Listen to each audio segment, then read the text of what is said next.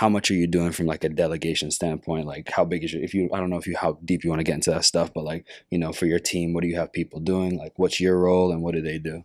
So now that we have scaled, now my role more so is about, motivation. Mm-hmm. Everybody's around me. Like you gotta motivate people. Mm-hmm.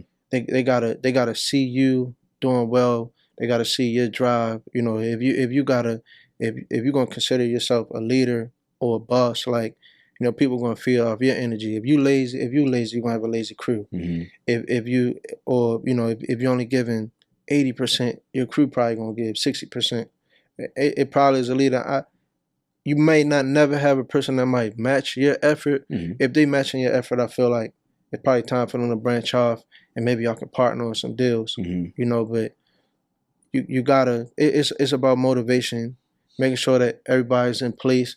Everybody has a role within your company. Mm-hmm. So we broke it down. We got acquisitions, disposition. We got a tech guy. We got a what we call a transaction coordinator. Mm-hmm. She makes sure that everybody's, all the contracts is laid out right.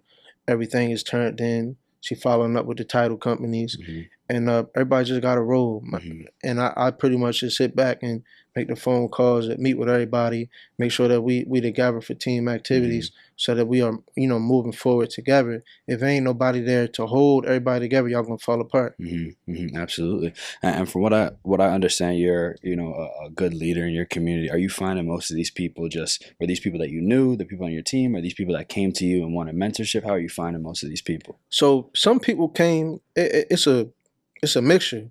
Like, so I got my brothers, Mm-hmm. I got some friends. One of my guys that I do a lot of business with.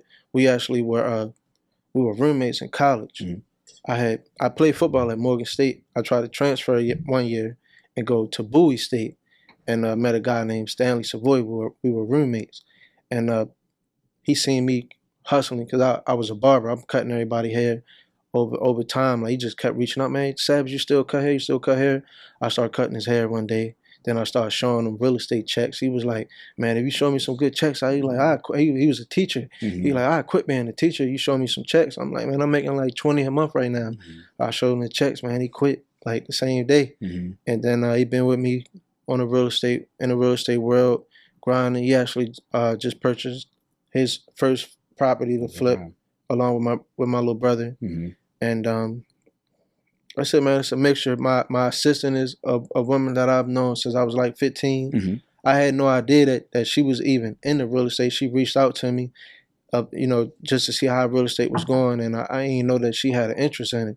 She said she was interested in it. She was working like a regular 9 to 5 type job. I was like, well, if you leave that job, I got a position for you. She left the job, like, and so my whole goal is to have my first. She's my only actual employee. Mm-hmm. So now my whole goal with her is to have my first employee to be able to make over 6 figures. Mm-hmm. Like, that's my goal. Like, everybody around me got to make at least 6 figures. Mm-hmm. And I feel like I'm doing a good job. Absolutely. And that's like the hallmark of being a good team leader Yeah. and managing a good business. Absolutely.